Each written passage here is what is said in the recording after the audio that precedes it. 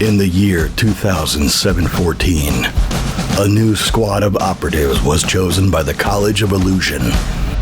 These fools promptly went on to frustrate their DM at every opportunity. Today, still working together, because really, who else would work with them? They survive as adventurers of fortune. If you have a problem, if no one else can help, and if you can find them, maybe you can hire the Second Breakfast Club. Tony Kinney as Eddie Falzone. Jess Owen as Adira Glow. Michael Cole as Uorag. Jesse Wicks as Bill Quiverlance. Nico Rodriguez as your DM. Welcome back to the continuing tales of A Fool's Quest. So, you all are still at the graduation ceremony, sitting at the table, accepting gifts. People are coming up, giving their offerings, munching on cookies and the random meals that you had. The teachers are still sitting up on stage, doing their stuff. And Adira is still fighting with her 3 brothers somewhere off in the distance. Nobody wants to stop Adira and her brothers destroying. Yeah, no. Bob and Linda are just stuffing their faces because for once they don't have to cook. Yeah. Bob comes They're eating up. all the caviar. Bob comes up to the table when you're not there, and he's like, "I know, Linda. I'm dropping it off. I'm doing it right now." He like sets down a box, and he's like, "These are for the party. It's for, Adira's stuff that she did. So you guys can use these whenever you want." Mr. and Mrs. Glow, thanks for coming. It's good to see you. Yeah. Thanks for having us. Thanks for. All right, Linda. I don't know. Let's go. So they start walking away, and they leave a box. They are travel rations. So each ration, there's 24 of them in there. So you open them up, and there are these little boxes within boxes, and it is a crate of Hot Pockets. So 24 Hot Pockets in here, and you can eat a Hot Pocket for each meal. Hot Pocket. Nice. So awesome. 3 meals a day. That's 8 days worth of food of Hot Pockets. Hot Pocket. Or 2, since there's 4 of us. Oh yeah, shit. Well, I don't need any. Yeah. Oh yeah, You're good. Yeah. Whatever. Makes the math tough. We'll work out the math later. Thanks, Mom and Dad. kind of tough. Let's just stop by Nana's house. Okay. So a handful of rich people come up and they make donations. All in all, between Adira's asks and Bill's asks, the group is given 625 gold. In addition to the 200 that you already got, 100 from Doris Morris, and 100 from the church. 825 total. So 825 total. Some fine clothing is dropped off, so like a really nice cloak for you, Bill. And then there is a really nice, it's not as flamboyant as Bill's is, but a really heavy-duty cloak for you, Uorag, as well, to wear outside. Nice. And then... and then for Eddie... somebody brought you a pair of boots, really nice boots, really thick soles, and they say that you can give them, if you wear them for 24 hours, after that you can give them a special command word, and they will silence your walking for 1 minute, so you can sneak. You get a +2 to any kind of sneaking and being hiding and stuff. Nice. Muffling your noise. Nice. And yeah, so that's what's happening there. So as the tapestry over here is in flames and we The still hear banquet is just in things shambles. crashing and banging behind us, I turn to the other 2. Should we help back there?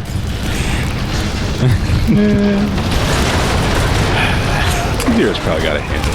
It looks like they're just catching up. No, I got this. Just a couple more hours. I'll get him. Okay. Gene is holding a broom, and he's like, I found a glow stick. Well, while she's not looking, I'm going to eat some more of those cookies. All right. So the party goes on. It goes on for hours. You guys can stay as long as you want, but I mean, the town is having a great time. The funeral for the people that died was kind of midweek, so that happened about 3 days ago. And so this has been like they did a funeral, they had a wake, and then this is kind of like the turning point for a town. They're all happy, it's celebrating, everybody's having a great time. The dean heads back to his chambers, his private study, where you are all invited to visit him whenever you're ready. I'm going to eat plenty of my food and make sure everybody's enjoying each other's company. I'm just going to add to the already spiked punch with some of the powdered golden root. Everybody's just really going to like the next person they see after they take a drink. Oh, wonderful. I'm going to stick with my flask instead of that punch, I think. Yeah, probably good. There's a handful of people that start throwing up. I'm gonna finally get lucky and knock all three of them out with one swing of my Nice. Yeah. axe. Like the flat part of it. Yeah, the flat part of it. Clang! Got it sideways. It's fine. Just say hits all three. Clang, clang, clang, like Yep. Three Stooges style. Yep. Exactly like that. Awesome. It's just lucky I'm exhausted. I swing it and fall down. Bob's got his feet kicked up and his pants are unbuttoned. He's letting his stomach rest. Linda's like, oh, they're finally settling down. Oh, they're tuckered out. I think Uorag and his dad will partake heavily of the What's It punch. Yeah. And just get drunk and sing karaoke all night with the bards. Yeah, perfect. All right, so the night begins to wind down. People start going to their homes, and soon you'll be expected at the dean's office. Do you make any pit stops along the way, or do you just head directly there? I don't think we need to stop for anything, do we? Let's pretty go okay. get that out of the way, and I'm gonna look over the scroll with the quests on the way there. Okay. I didn't open that up and look at it. Yep. So it says your first quest is a delegation quest. You are going to be meeting with enchanters here in the Illusionist Nation in New Adira.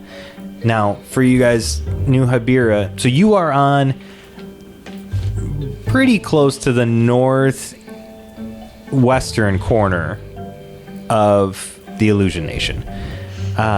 New Adira is in the southeastern corner, so you've got to go through a good chunk of the nation to get down there to meet them. So it sounds like they have a group of enchanters coming, and you are going to travel down and make some kind of deal or exchange with them, and you will be equipped with what you need for that. All right. And then I think let's just head right to the dean. Okay. Find out what exactly we're supposed to do. You get to the dean's office. He's kicked back in his chair, drinking a glass of brandy. And as you come in, he's like, "Oh, welcome. How was the party? How are you faring?" Oh, wonderful. We're faring A-okay. Yeah. Next morning. No, it's still night. It's like later at night. Oh, yeah. I'm probably still tanked. Yeah. I'm a little I think you all are. exhausted. Oh, not me. Oh, yeah. You I was too busy fighting yeah. the entire time. I saved you a cookie. I still have a few in my pockets. They're mostly crumbs. Yeah, definitely I do find your head in my pocket. Oh, wait, that was a cookie. Okay. Bill, are you drunk or are you sober as well? I had like 2 drinks. I'm okay. Okay, yeah. So you're good. You're good. I drink socially. He's fine to ride. It's a good thing he has walked here. So he says, That's "Yeah, weird. Then where did I get this horse? you all Y'all look like you had a really great time. Eddie, could I please get my Oh yeah. I'm gonna have him the llama turkey, thaumaturgy. Yep, hand him that back. Thank you. Sorry about that. I thought it'd be a good trick. Oh no, you're fine. It was amusing for sure. And he takes it from you and just drops it into the fanny pack of holding. And he says, "So, questions about your mission?" Yeah. So what are we? What kind of deal are we supposed to be making with these enchanters? Well, I've actually already commissioned the product from them, and so what I would like you to do is take a chest full of gold to pay for the items. And some of these items are actually part of your graduation gifts for becoming a full click. So some of the items will be for you to use, and some will need to come back here. But New Habira is the closest city to the border, and so we really don't allow too many people coming fully into the Illusion Nation for obvious reasons. Yeah. It's one of the few actual settlements that we have, so we would like you to go there, meet with them, make the exchange, and just protect the gold on the way down there, and make sure that no bandits or anybody messes with it. Escorts. Yep. So it's kind of it's not a very high profile quest, but I mean, there are items at the end of this. Got to start somewhere, right? Yeah. Yep. There are a couple things though that I want you to be aware of. First, there is a suspected warlock in the Illusion Nation. We don't know who, but we believe that the last group of illusionists or the last clique that was killed here in our nation was killed by a warlock. Reports have said that one of the members of the clique escaped only to die later, but while they were found by someone, they were kind of giving their last breath, a report of what they saw, and they said that they had to fight a warlock, and then unfortunately their wounds were too bad, and we don't have healers here in the nation anymore, so they died. And that person that found the illusionist was able to send a report back saying that what was testified by one of the cliques. So I don't know where that warlock is. We sent a team to go look at where that last member of the clique was found, and we found the rest of the clique dead, but we searched that entire area and there's no sign of a warlock, and most of the traveling parties and groups have left that area already. So it wasn't in a settlement, it was on the road. So just be mindful of that it is dangerous, and if you do find someone that you believe to be a warlock, use your best discretion. And then finally, it's not really on the way, but if you decide that you've got time, there is a clan that has stayed stationary for too long in the Stradovi Mountains Pass along the Aomar River. We have not approved another settlement, and we cannot let them stay.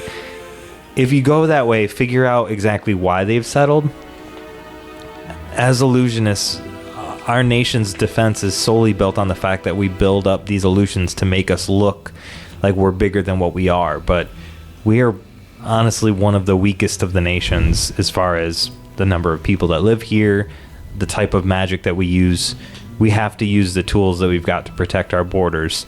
And the more settlements that we have where people aren't moving and creating illusions, the more they put the rest of the nation at risk.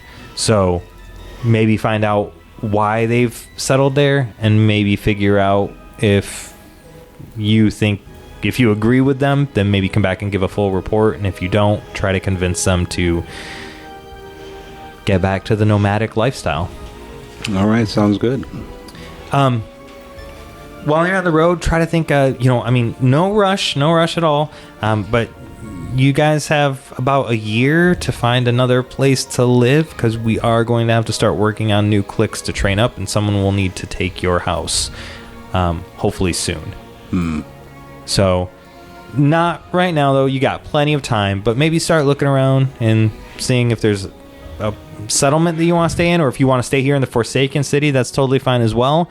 But you'll need to find a property within the next year.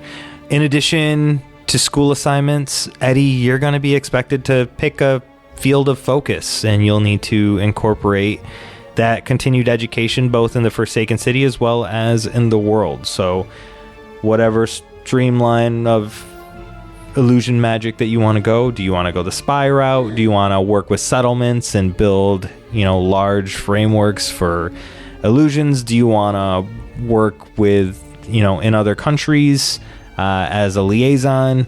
Think about what path you want to take, and we'll work on your skills to get you there. And then finally, what goods will you need for your trip? So how long of a trip is it to Adira? New Adira, it's going to take probably a few weeks. A few weeks, so... Yeah. Yeah, it's a good sized trek. Yeah. So we're going to have a wagon with the gold, right? Yeah, absolutely. We know, we're island, or we live on an island, right? In the mountains. You guys haven't had a lot of training on horses. So we know, and we're not setting you up to fail. We've got a full wagon. The chest will be in there in a hidden compartment, obviously, illusionists. And we will have it set up with two horses that will take you down the mountain. 2 mules will take you down the mountain, and once you get down there, you can swap that out for 2 horses that will take you to New Adira. It'll be a nice, spacious little carriage as well. All right. Just provisions for the 2 weeks, I think. I think we should have pretty much everything we need besides that, yeah? Okay. So food rations for 3 weeks, and then you can resupply in New Adira? Yeah. Okay. And then anything else you can think of between now and the morning, and we'll get it for you. Can't think anything else. Sleeping. As long as we're here, what happened to that? Oh, yeah. Yeah, I guess we should get, camping gear. Bedrolls and tents and whatnot, too. Okay. We'll commission those and have them loaded into the carriage. Also, we'll put in on the back of the carriage, there'll be a spot for the mule feed and horse feed. Yeah, those things, too. As long as we're here, do you know why Valley wasn't at the party tonight? Hunting, fishing gear. Valley has been released from her station in the school. She is considered a potential threat to national security. Oh. That's a good reason. It's a good reason for her to not be there. I was going to be offended, but... Yeah. It's the evokers.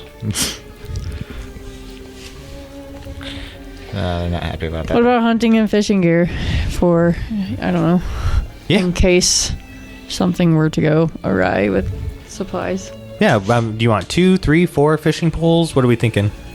None for me, thanks. Yeah, I don't really fish. You 4. I don't care how many people fish. 4. Okay. Just in case one breaks. Yeah. Yeah. They're all just in propped case up somebody by throws sticks. one in the In the river. in the river. I feel like somebody's done that before. You read a story, a mythic Heard of legend something. about somebody who threw a fishing pole in the water. What was her name? Ada. Oh, that's that city lady. Yeah, she did not know how to fish. All right, we'll get some rest.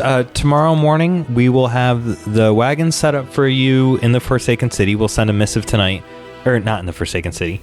Across the lake in the Bryn Mawr Dam is where your carriage will be posted up. But you will take the ferry from here, the Forsaken City, over to the Bryn Mawr Dam. And yeah, so shortly after dawn, be ready to go. All right. Awesome. I think we should go hit the sack. Mm-hmm. Dawn comes early. Yep. Right at the beginning of the day, every time. Uorag's I ready think to at go least one pass time will out. come at a different point. Like, with can't it. they push that back? You're right. So It's really poor inconvenient. planning. All right. So you all get a good night's sleep. We'll be right back after these messages.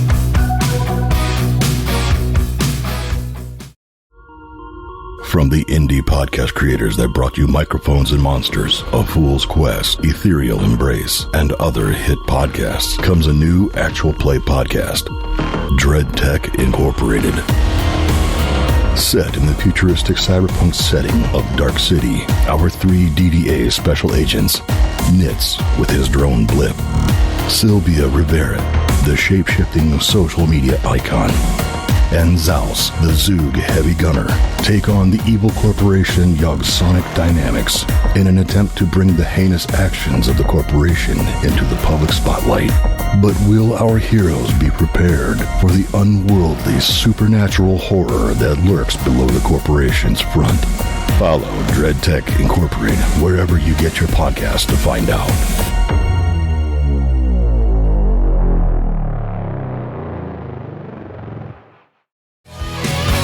And now let's get back to the fun.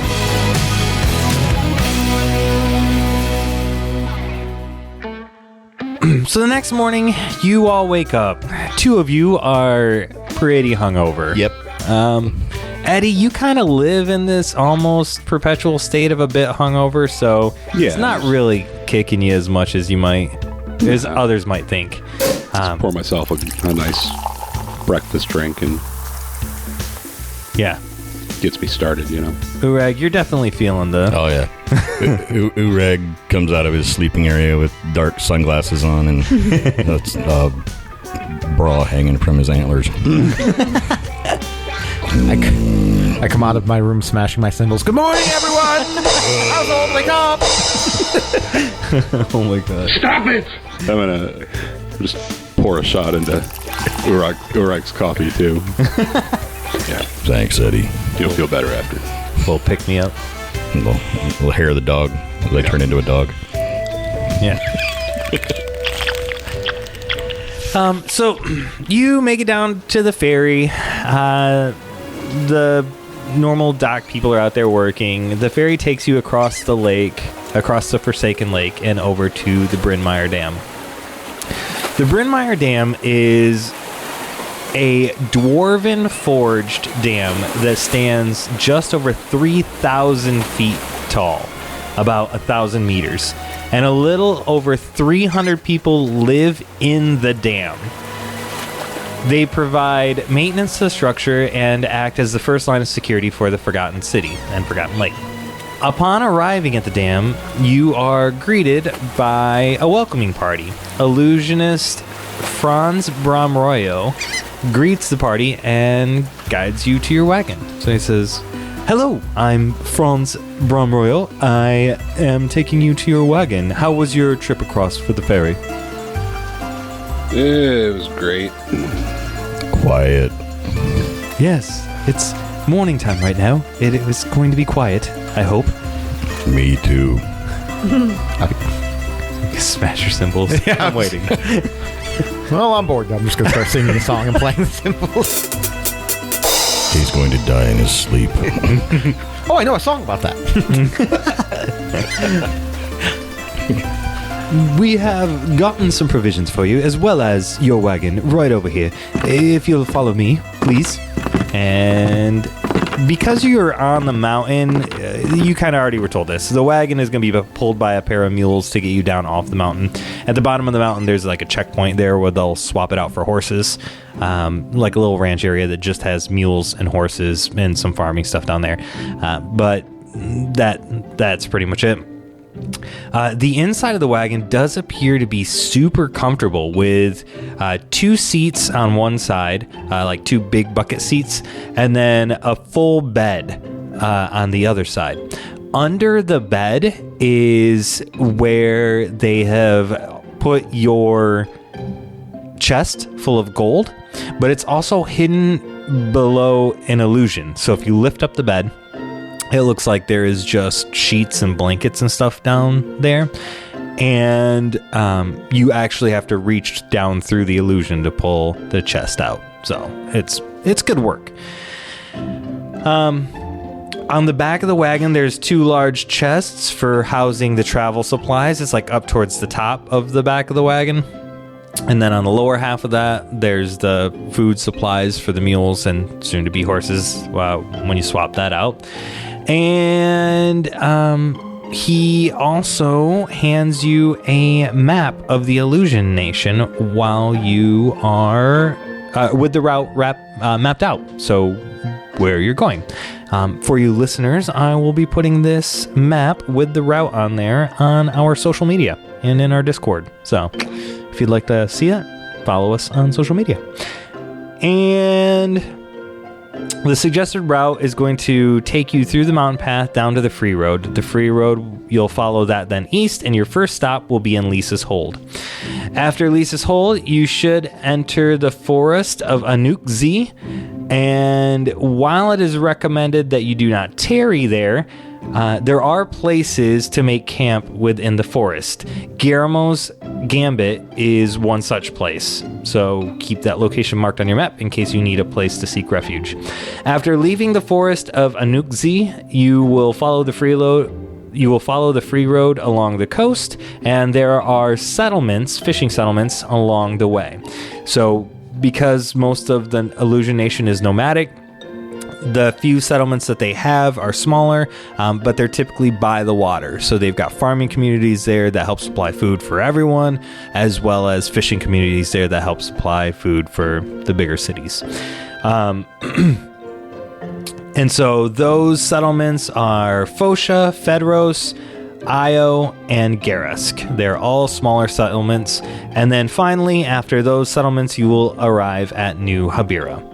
And it's one of the few actual cities in the Illusion Nation. Now, do you have any questions for me, or does that sum most of this up? Why is it recommended we don't tarry in the Anuk-Z forest?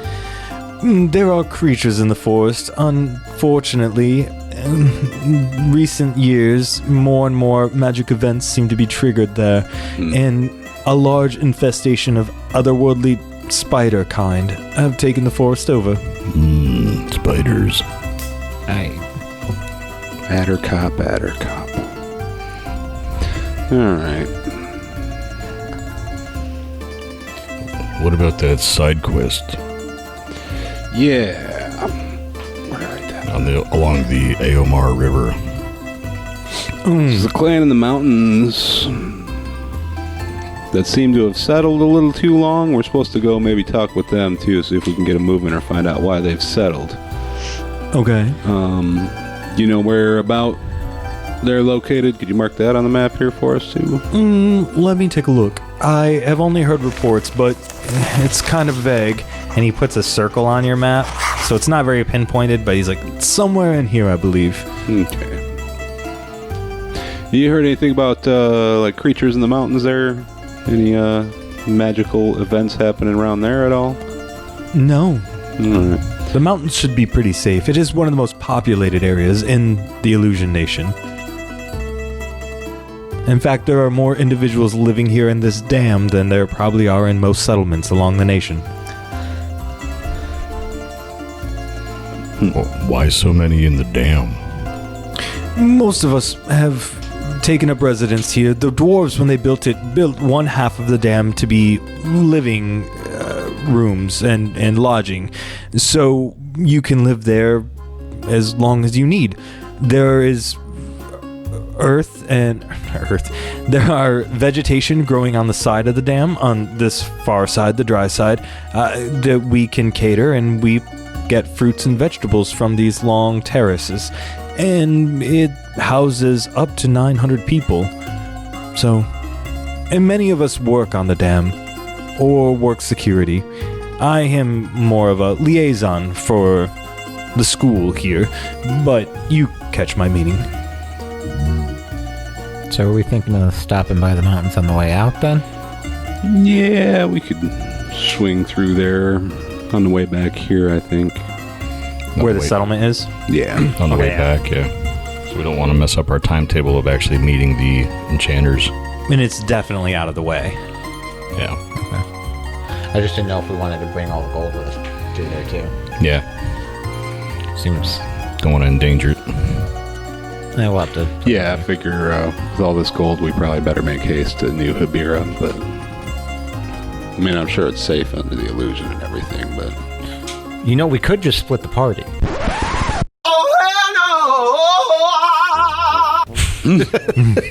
you know what? Yeah, you guys go to New Adira. We'll go. Nah. We'll just commit ourselves to that now, so that the party's split for the next 6 episodes. It'll I be can great. fly there and look. All right, we heading out then? Yeah, I think so. Yeah. All right, so who all was talking with Franz Bromroyo? Well, I was. And I. Okay, so not you two, but the other two who were kind of more like listening and just observing things. Roll a wisdom check. Oh no. So, Dun, dun. so your roll plus your wisdom bonus. It's a 5. I rolled a 4. So yeah, so you were Hold on, it's a 6. pretty engrossed in the conversation with Franz. One. Mine That was a way to was use it. a natural 3, so 4. Oh my goodness. Okay. So yeah, all right. Oh, sorry. Mine was a natural 3, so a 4. That's what she said. All right. Well, okay. We're too stupid. That's nice. We're all doomed. All right. So anything else you guys want to do in the dam before you head down the path, down the mountain? Can we make more rolls? Can I secure a spot to live here? Yes. Yeah, you could if you wanted. I don't want to go. Look into the apartments on the way back, I guess. Check the pricing on the apartments. Yeah. Yeah. Check them out on Zillow. Yeah. Yeah. Got any listings? Anybody got a card? Franz is like, oh, yes, I actually am a part of the real estate agency Of course you are. around here. I come from a long line of trade representatives, and Well-connected individuals. I'm well versed in housing markets in the area. You sound too posh. Shut up. Well, fine then. I'll have you work with one of my less refined counterparts. Perfect. All right. Okay. So you all load up in the carriage. You toss your stuff in there. In the wagon, there is A dragon. 2 seats and a bed. And then in the front of the wagon, for those steering the mules, it's a bench. So you could fit comfortably 2 people, but you could squeeze 3 people up there if you wanted. I'm an excellent driver. All right. I'll let you drive. I don't want to. I'll help drive once they're horses. I'm not touching mules. Once they're horses, is Yeah, that I'm not touching mules. okay. I crawl into the bed and put a pillow over my head. I'm actually going to run alongside the wagon and just stick logs underneath the tires to make it bumpy for him. Just the same way. It's the same one. Just keep moving it. This will come back to haunt you. Okay, so you guys load up and you start heading down the mountain path. With only one person out, Adira, go ahead and give me another wisdom roll to see if you see anything. Well, I was sitting up front still. I just wasn't driving. Oh, you're sitting up front? Okay, then you can give a wisdom roll too. My head's buried under a pillow. I don't see shit. I'm 100%. Is it for? Is it for discern realities? If you want to discern realities, you can, but if I'm calling a roll, I'm just going to make you roll your stat. All right. But if you- because I could discern realities with intelligence instead of wisdom. Yeah, you could. Would you be keeping an eye out for anything coming down the mountain? I mean, yeah. Okay, I'll let you do that then. No, there's, dangers. There's a lot of magic events. Yeah. Well, they did mention the possibility of bandits and such. Not on the mountain, though. They specifically said the mountain was... We're Fine. virgin questers. But yeah, if you would be doing that, absolutely roll discern realities. All right. So I got a 9. Okay. What should I be on the lookout for?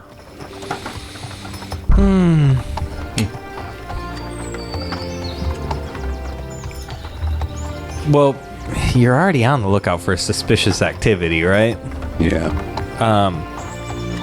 So yeah, maybe anybody following you or anybody ahead of you trying to set an ambush, or shady looking characters that don't look like normal travelers.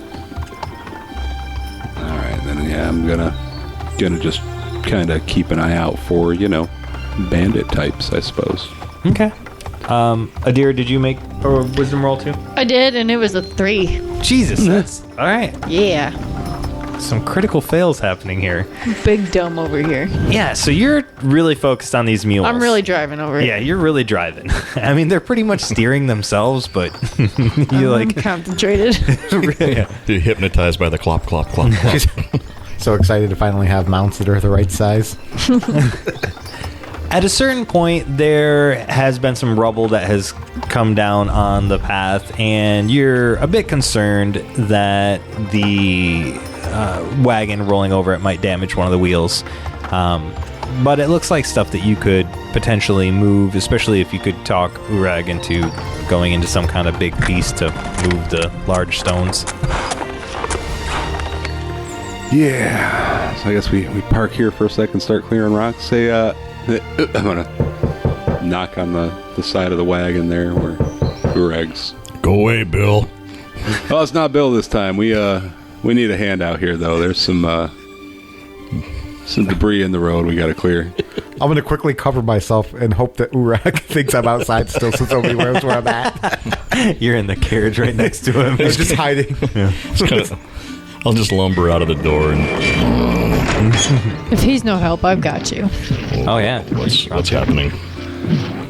Point out the debris there. I don't think we can get the wagon over that. We just gotta clear a path here. It's a rock skipping contest. All right. So I'll head over there and start moving rubble. So I assume coming down a mountain, it's like a switchback trail kind of. Yep. Yeah. So let's clear it all off to the side that's uphill instead. Yeah. We'll just clear it again later. Some traveler named Fred gets hit by a giant stone. Well, and we're just gonna come back down and have to clear it later anyway. Yeah. Oh yeah. You don't care about Fred. You just don't be want here a long time. All right. So Adira and Uorag start knocking out. Yeah, I'm gonna get a hand too. All right. Yeah, there's some smaller stuff that you can.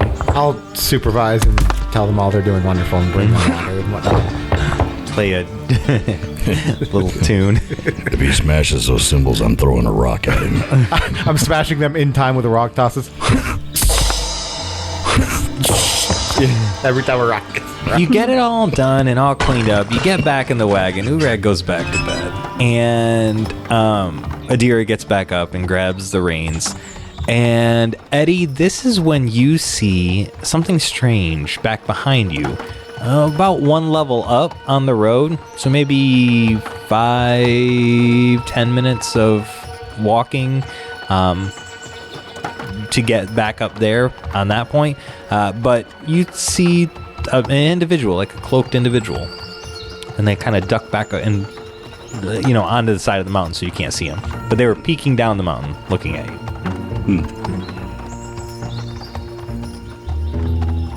But they ducked back so we can't see them now. Mm-hmm. It was a small, thin figure.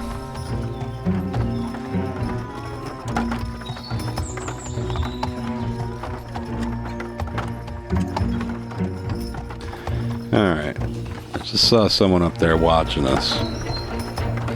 And they ducked out of sight, but I think we need to be careful, you guys. Let's keep it moving, but keep an eye out. I'm gonna pop my head in the back there and let Uorag know too, because he's, under the weather in there. Hey, Uorag, we might have trouble if there's someone watching us up here, but Okay. we're gonna keep it moving. Not let them know that we've seen them yet. Yeah, it's probably the first time you've seen Uorag eating something. He's digging into the rations.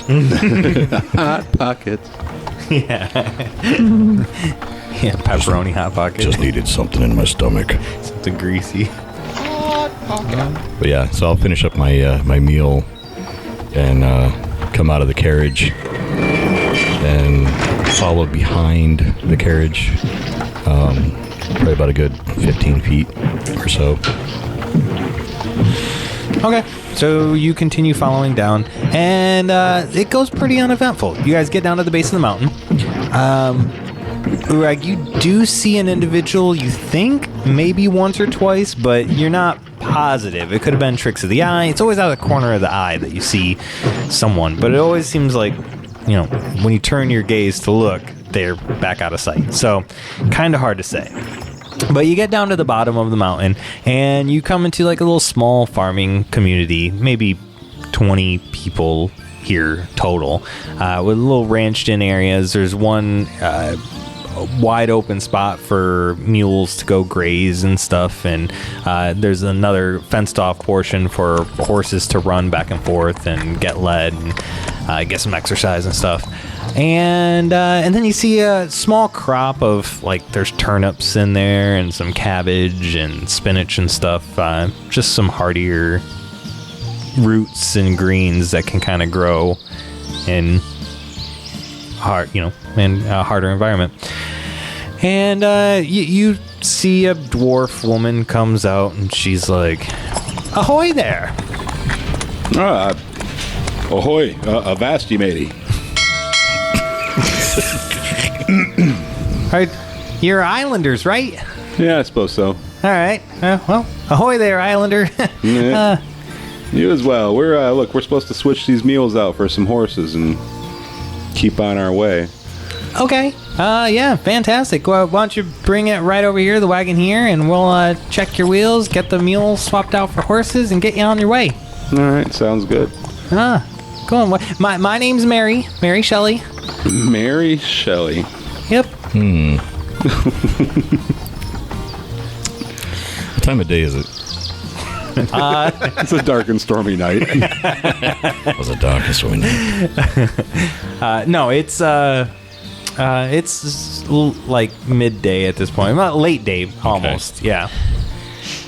Okay. Well, while they're swapping out animals for the cart, I'm going to kind of slither up the road as a giant snake into the brush.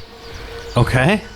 And see if I'll do a little backtracking and see if I can maybe encounter the person who was following us. Okay. So you turn into a snake and you slither up the road back up the mountain. And you slither for about 10 minutes. And yeah, you come across a individual who is short. It looks like about maybe 3'5", 3'6", somewhere around there.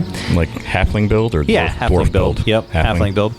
And they see you coming, but they're not trying to hide from you. But they are putting like a giant boulder between you and them because they're a halfling and you're a giant snake, and they don't want to be food. So they go up against the wall, and all of a sudden they kind of disappear from sight for you. Okay. Well, one of the reasons I chose snake is I'm going to see if I can maybe pick up a heat trail. Okay. Use that Jacobson's organ. Yep. All right. So go ahead and roll your shapeshift. Find out how many moves you get. 6, 7 plus 2, 8, 9. So hold 2.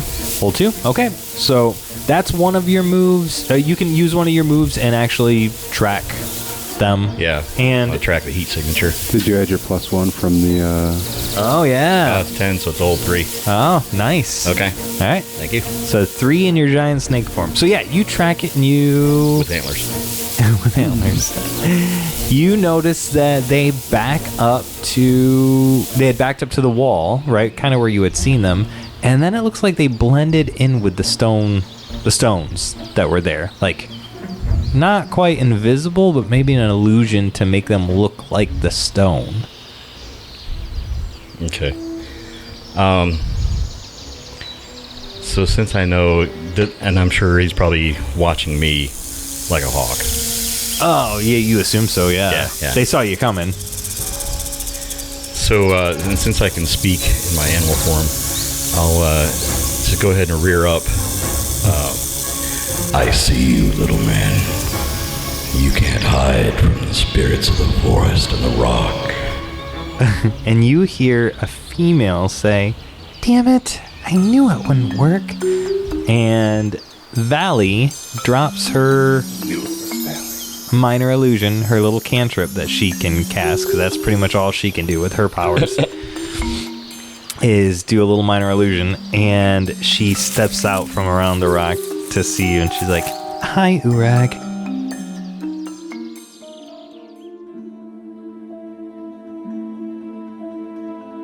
On a more serious note, Euphray's largest trading organization is run by a very wealthy family named the Brum Royals. The family is very old, and some say that they can trace the roots of the family as far back as the Age of Judges. The Brum Royals are globally recognized for their neutrality amongst the 12 nations, allowing them to foster mutually beneficial trade agreements between the schools. Almost all publicly visible major trade agreements between nations are mediated by a representative of the Brum Royal House. The Brum Royal House marks all their wagons and trade ships with their family seal, allowing them to pass between countries unmolested. Would-be bandits, pirates, and highway brigands typically steer clear of the Brum Royal vessels, as any shipments of value are well guarded by trained, well-paid mercenaries. But this does not mean they are without risk. Brum Royal shipments are commonly targeted by warlocks and their minions. Due to the high-risk, high-reward nature, many powerful warlocks find the trade shipments too tempting to pass up. Each captured shipment not only empowers the warlock that intercepted the deal, but also weakens the would-be recipient. While historians suspect that the Brum Royal House once gave refuge to many of the warlocks during the Pact Hunt, it is clear that the alliance has not held up. Aside from the trade industry, the Brum Royal House and family are also known for funding, if not leading, the cult known as the Moonlit Path. The family believes that the true god of Euphrey is not Greyhawk, but instead is the goddess Selune. We will cover the Moonlit Path in another more serious note, but for now, let it be known that their religion is generally dismissed by theologians and scoffed at by the common folk. And while the Church of Greyhawk does not outright combat the cult of the Moonlit Path, they are quick to dismiss them as a rich family's delusion of self-importance. The Brum Royal House has representation in every nation. They help to design laws. They control and moderate the general goods pricing and own property all across Euphrey. They have super warehouses where they store disaster relief goods for high-risk areas, and they frequently donate food and clothing to cities and towns in need. While many citizens of Euphrey view the family as a truly neutral party, many suspect hidden agendas and sinister plots hidden behind the cultist trade family. In taverns across the world, it is common to hear patrons utter the phrase, "Follow the coin, find a Brum Royal." Thank you for listening, and I hope that you have enjoyed this small piece of lore. If you would like more tidbits, or maybe to see maps or to talk to the cast and crew, be sure to follow us on our social media or join our Discord. All of those links and more can be found at www.afoolsquest.com.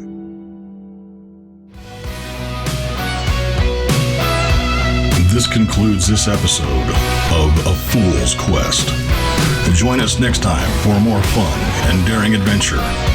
Thank you for listening, and don't forget to like, subscribe, review, and comment on your favorite platform to listen to A Fool's Quest.